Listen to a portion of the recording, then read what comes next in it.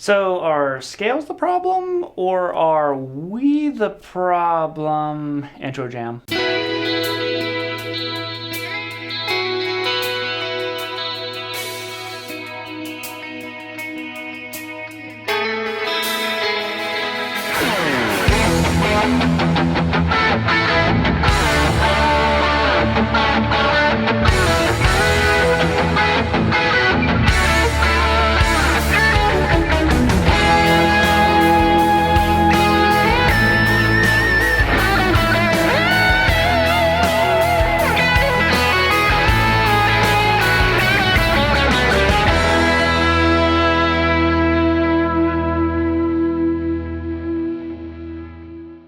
Welcome back, everyone. We haven't done a lesson in a while, so I thought, hey, let's do a lesson. We're going to talk about scales, but not from necessarily like the hardcore theory standpoint, from more of a visualization standpoint of how we're looking at the fingerboard. So here we are. Now we're going to talk about something. I know the title is a little bit aggressive, right? You're the problem, not the scale, or whatever I called the video.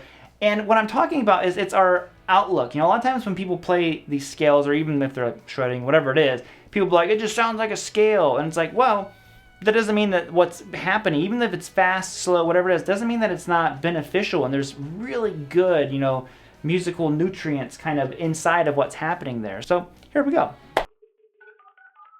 So step one, or example one, is we got to know what the problem is exactly. And what I want to do is like I said, it's a visualization exercise. So we're going to work on building flow. Have you ever seen those guitar players who just kind of like glide across the fingerboard? Well, that's really where we want to be. And I think part of that issue is the way that we learn scales. We learn a lot, any scale really, you learn it in chunks. And there's nothing wrong with that, but if you don't break out of that pretty quickly, it becomes a problem. Now what I'm going to do is I'm going to show you two things in this chunk format of the C major scale or A minor scale, whatever you want to call it. And I want to show you guys how to start breaking out of it or flowing through the scale. We're going to like this. It's going to go 7, 8, 10 on the low E string, 7, 8, 10 on the A, 7, 9, 10 on the D and the G. Okay,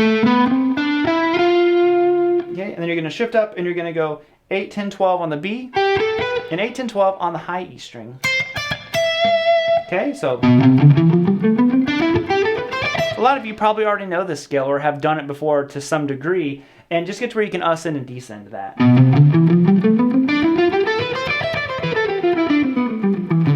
Now the second shape, again, look how I learned like that chunk of it. Now we move on to the next shape, and it looks like this. We're going to go 8, 10, 12 on the low E string and the A. This is your good old major scale pattern. So again, you definitely have probably played this one. Definitely have probably. Yep, that makes sense. And then on the D and the G, you're going to play 9, 10, 12. And then on the B and the high E string, you're going to go 10, 12, 13. Okay, so we've got two nice little patterns of our, you know, C major, A minor scale here. And I think that's where the problem starts. We have two different shapes. We're not viewing this as one big hunk of a scale. It's two separate like entities. So let's kind of get into example number 2, and I'll show you how to start working our way through these together. So versus viewing it, as I stated before, as these chunks on the fingerboard, we want to be able to see the fingerboard as this big open plate. I really feel like you should be able to start at one end of the fingerboard and play all the way up to the top without any hesitation. Just start down here.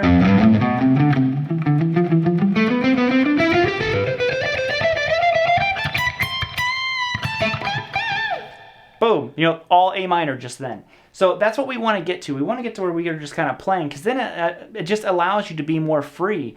Then you start working on your phrasing. You start coming up with different ways of playing the stuff. So how do we do that? We have to start connecting these and stop treating them as individuals. Like I know I keep kind of saying it, but that's the point I'm trying to drive home. So we're going to do this.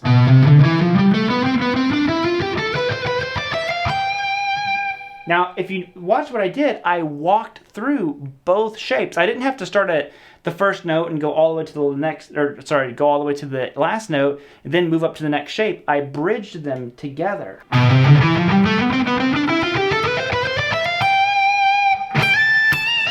Okay, so again, let's go through this one. We're going to go 7, 8, 10 on the low E string. Now I'm alternate picking all this stuff. I know this isn't a picking lesson, but if you're curious, it's all alternate picked. So I'm going to go 7, 8, 10. 7, 8, 10 on the A. So we're starting out everything exactly like that first pattern. We go down to the D, 7, 9, 10. Now here's where we are adapting and shifting gears into that second shape. So we're going to go 7, 9, 10, shift up, 9, 10, 12. Okay, so going down to the G, 9, 10, 12. Okay, so you see how I did that? That ability to combine two patterns on one string, that's the secret to it all. You have to get to where you are seeing not just this one shape, but you're seeing this one, and this one, and this one, all over the place. That way you're just playing, and it kind of goes back to what I said, you're just flowing across the fingerboard. Okay,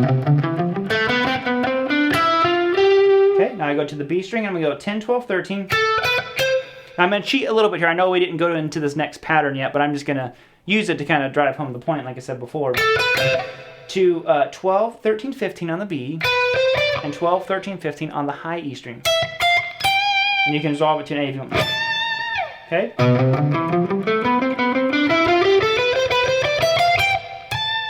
Right there. And there you have it. Oh, there we go. It almost sounds like a Steve Vai, like the thing from Crossroads. I know I think he's doing a 4-note sequence.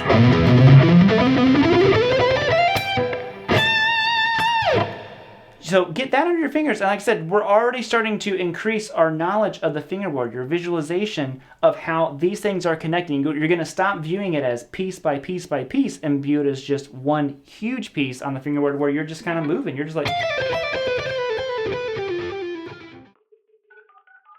So the final step, step 3, is we're going to mix it up. You know, we've been playing everything pretty much in line at this point. Now, the way you know, again, it's all visualizing. This is just how it works for me. You know, it might not work for everyone, but this is how, you know, I'm seeing a lot of this stuff.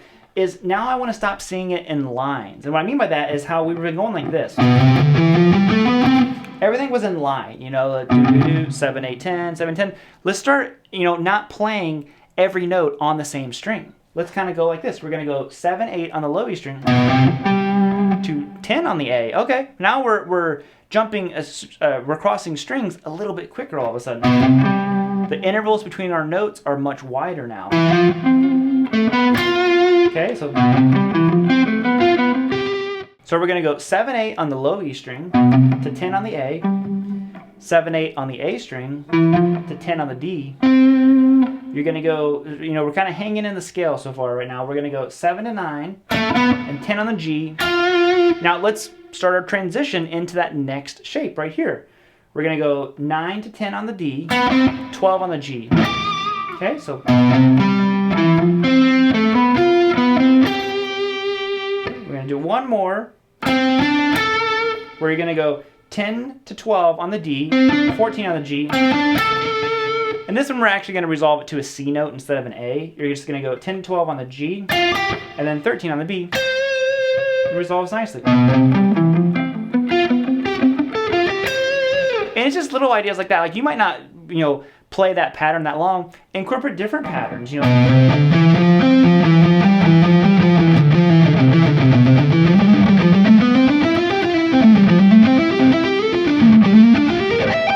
You know, that's a whole bunch, you know, I'm just kind of like, you know, jiving and grooving with it and just seeing where it takes me. And I know this stuff is more kind of like shreddy, but that doesn't mean that you can't utilize these ideas and these concepts. We're just trying to get more comfortable in different areas of the fingerboard. So take all the stuff you normally do, your normal licks, your normal patterns, all that, and just throw it in here. You know, it doesn't have to be this kind of like shreddy mentality or whatever you want to.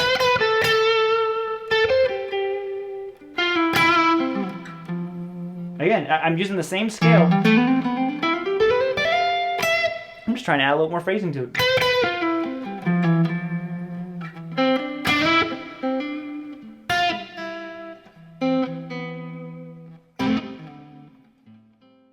So there you have it. Now what was the point of all this? Like I said, it's all about increasing just your awareness of where you are on the fingerboard. We have to, and it's such a hard thing to do because like I said, I think it comes down to the way that we learn scales, and I personally don't know a better way to learn scales other than learning it piece by piece. But it's you have to break out of that mindset of like, oh, this piece has to follow this piece, and this piece has to follow. And just like, no. They all work together. Once you have learned all these shapes, you got to find some way to glue them all together. And that's really what this whole thing was all about. So, like I said before, make sure you get the tabs. If you dug the video, hit the subscribe button, hit the like button, all those sweet, sweet things. And I will be seeing you all later. Thank you all so much. Have a good day.